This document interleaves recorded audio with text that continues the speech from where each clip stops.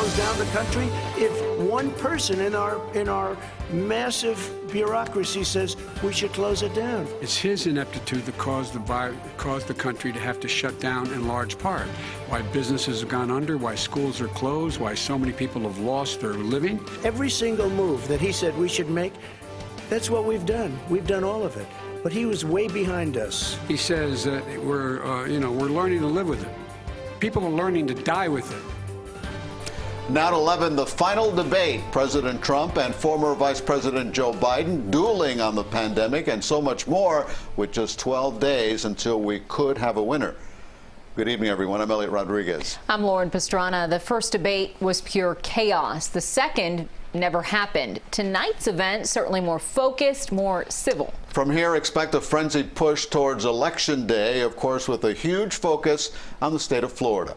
CBS 4 Skyler Henry has more from the debate site in Nashville, Tennessee.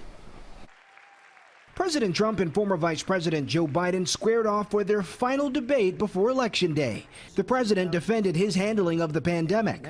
We closed up the greatest economy in the world in order to fight this horrible disease that came from China. We have a vaccine that's coming. It's ready. It's going to be announced within weeks. Biden outlined his plan for fighting COVID-19. I'm going to shut down the virus, not the country.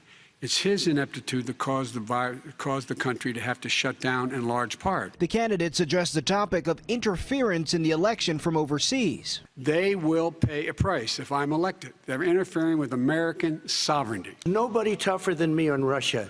Between the sanctions. Biden responded to President Trump's claims about the international business dealings of Biden and his son Hunter. My son has not made money in terms of this thing about, what are you talking about, China. I have not had, the only guy made money from China is this guy.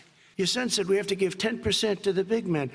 Joe, what's that all about? Even before tonight's debate, about 47 million Americans have already voted, ahead of Election Day, which is just 12 days away. You know who I am. You know who he is.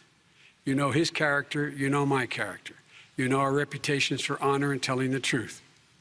I am anxious to have this race. You know, Joe, I ran because of you. I ran because of Barack Obama, because you did a poor job. If I thought you did a good job, I would have never run. They discussed the future of health care. I'd like to terminate Obamacare, come up with a brand new, beautiful health care. What I'm going to do is pass Obamacare with a public option.